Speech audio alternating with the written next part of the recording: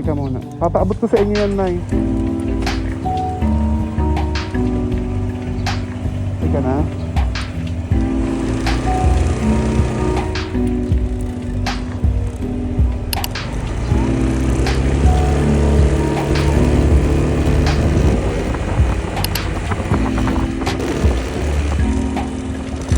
Hindi ganun kaganda yung road condition dito sa amin, kaya naman sobrang perfect nitong ADV 160 kasi kahit na lubak-lubak kayang-kaya ng suspension niya.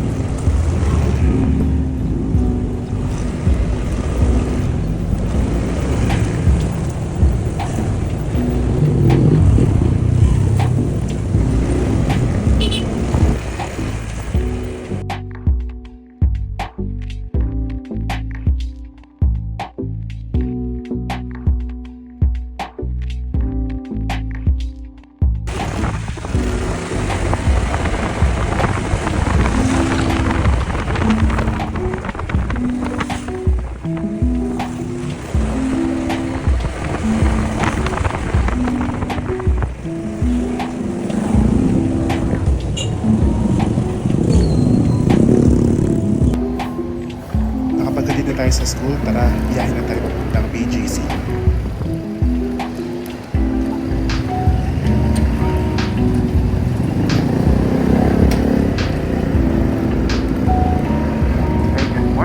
So hindi marinig yung sinasabi ko dito kasi nga wala pa tayong mic. Pero soon makakapag-invest din tayo sa ganyan.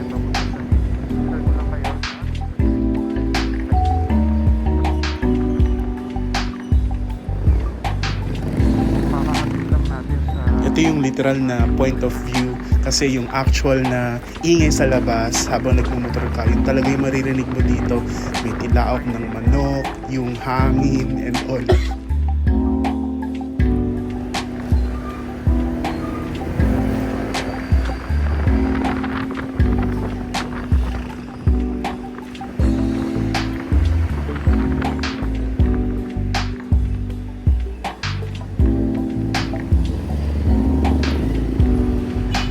BGC lang muna tayo kasi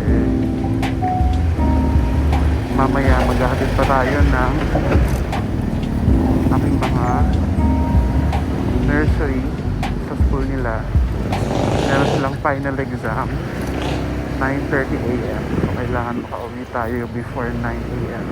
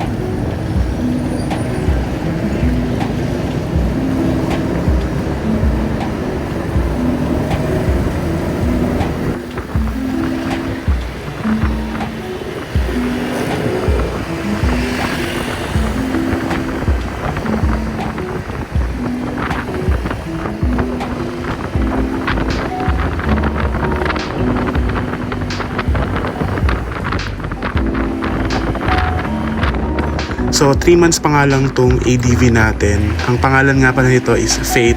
So 3 months pa lang si Faith. And sa mga susunod na vlogs natin, ang plano ko is lumayo naman tayo. Punta tayo doon sa Marilake, Infanta, Quezon, tapos paikot tayo ng Laguna. So yun, hanggang pupunta tayo ng Cavite, tapos papunta ng Batangas. So lahat to talagang stock yan. For 3 months. Talagang ano lang to eh. Kaman lang to sa pamahana. Wala pang malayong biyahe. Malayo na yata ang biyahe. Alam mo kung yun lang malayo ang biyahe.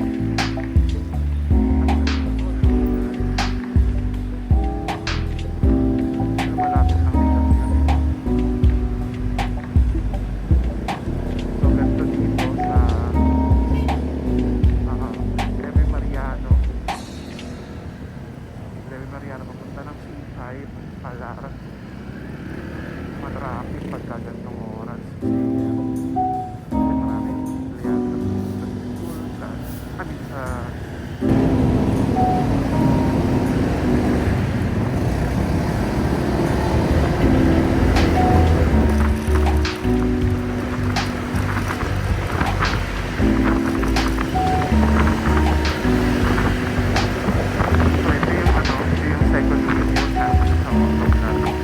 Wala akong masyadong alam dito sa motovlog na ano lang ako na encourage lang ako mga pinapanood ko.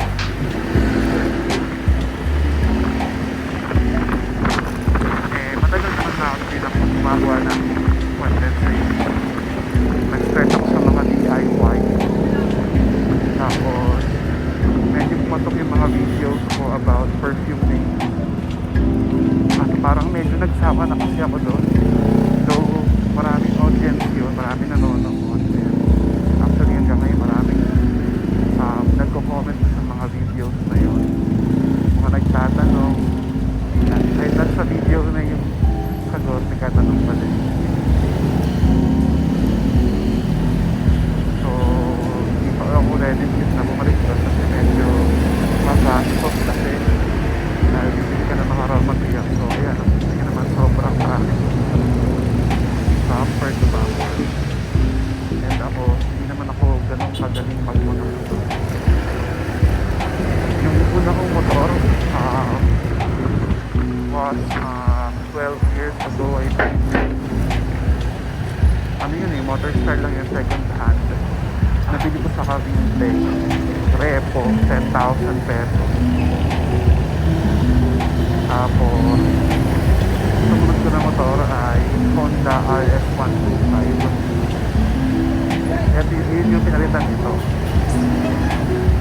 So yung motor na yun ay mga 7 years sa akin. Tapos yung pinalitan ko. And then pumunta tayo nito Honda ADV1.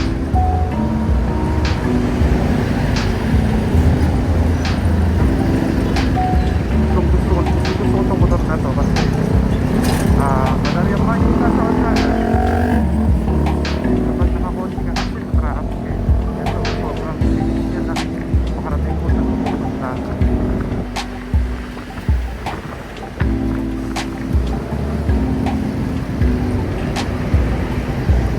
Pag sobrang traffic pwedeng sumingit. Though hindi ako ganun kagaling magsisingit. Hindi ako kagaya ng iba na talagang kahit yan, hindi ako yan. Hindi rin ako sobrang bilis magmaneho. Siyempre, libre tayo sa safety. Kasi normally naman, mga bata ang sinasakay ko dito, saka yung wife ko. Ending tayo sa C5. Ayun, dun yung paakyat na school. McKinley Hill pala. Sorry.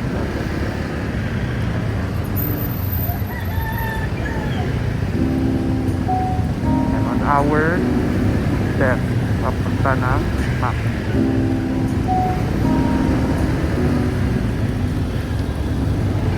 So itong dinadaanan namin dito ay para sa mga Ganda talaga.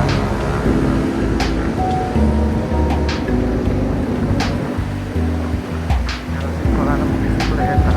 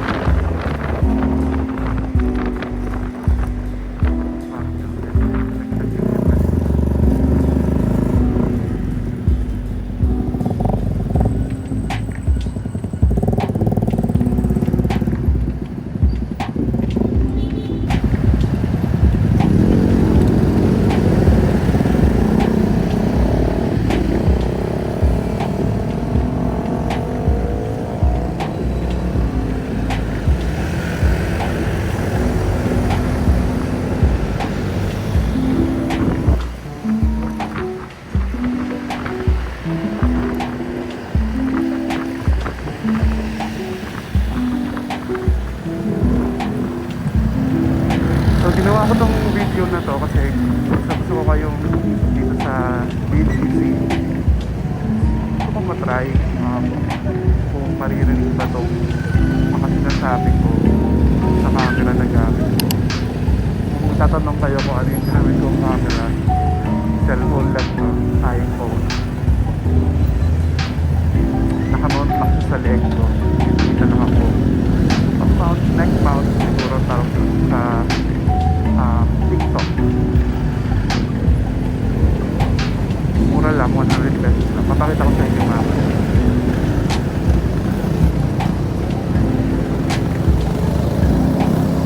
So yung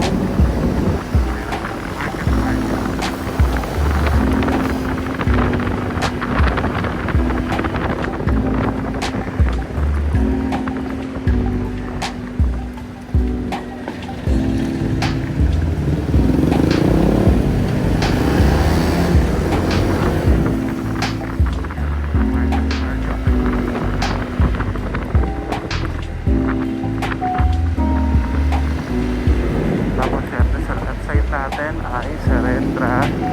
Diretso lang, Bonifacio High School. Dito muna tayo papunta ng Uptown.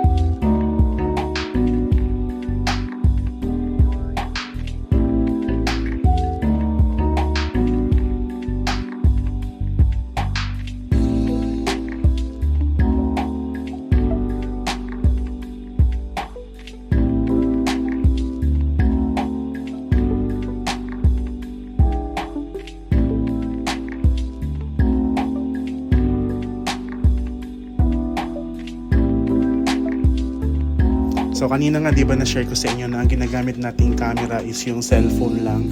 Naka-mount lang siya sa leg ko. Pero nakabili talaga ako ng second hand na GoPro Hero 8, luma na, release 5 years ago. Pero I think good start na yun para sa vlog natin. Wala pa lang akong accessories niya para ma-mount ko sa helmet. So yun, sana dumating na sila kasi kaka-order ko lang sa kanila eh.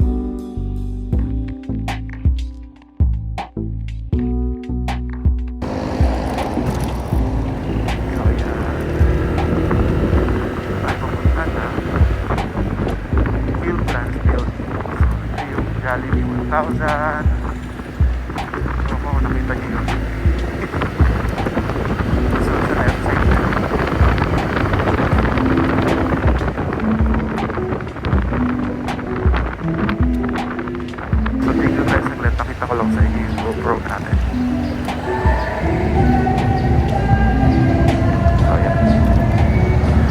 setup natin guys. Ayan, kita nyo ba?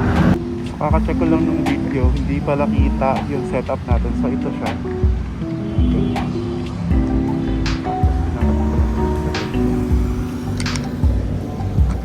Ayan, ganyan siya.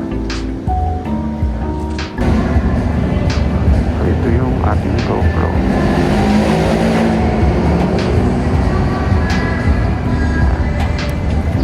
So kung meron sa inyong gusto mag-sponsor ng camera dyan for motovlogging, pwede naman, kahit second hand okay lang sa akin.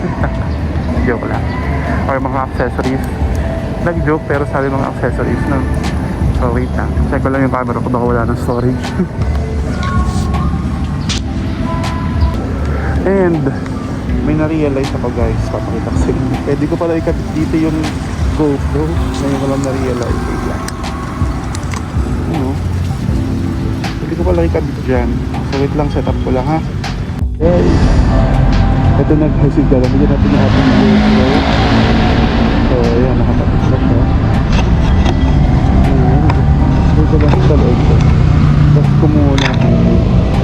Kita ba? Yung dapat mga makita. Yan. So, siya kita ba? Mas magaan, no? Kesa yung sa cellphone. So, ayan. Parang nakayuko siya, no? Parang mali. Wait lang, ha?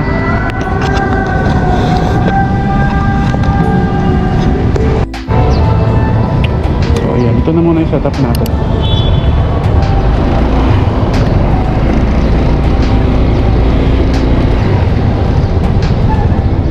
Nauuhaw na ako. Parang gusto ko magkape. Nauuhaw ako ng gabi dito.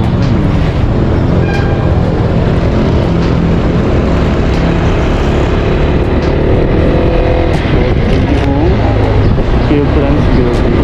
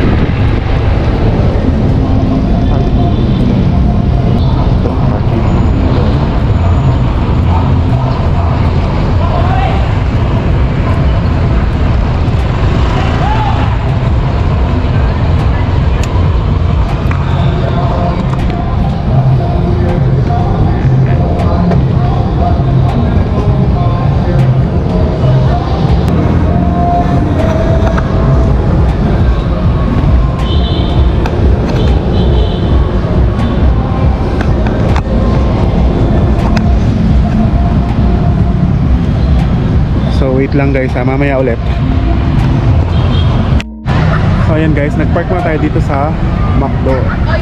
Ayan ang ating ADV. So as you can see, wala pa tayong binabago dyan. All stock. Okay, so tara. Kape muna tayo dito sa McDo.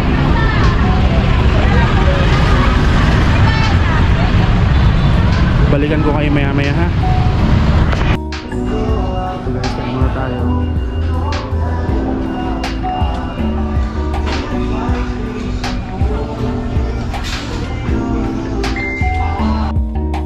So dahil nga pangit yung kuha natin sa GoPro Hero 8 dahil wala pa tayo nung accessories niya, kaya balik muna tayo sa cellphone. Pagaya nga ng plano natin, ikutin dapat natin yung BGC. Naikot ko naman. Ang problema, naubos yung storage nitong cellphone kaya hindi ko alam na namatay na siya. Kaya pasensya na kayo. Hanggang dito na lang muna yung video natin. Sa susunod ulit, okay? Thank you so much sa pagpapasensya nyo sa panonood.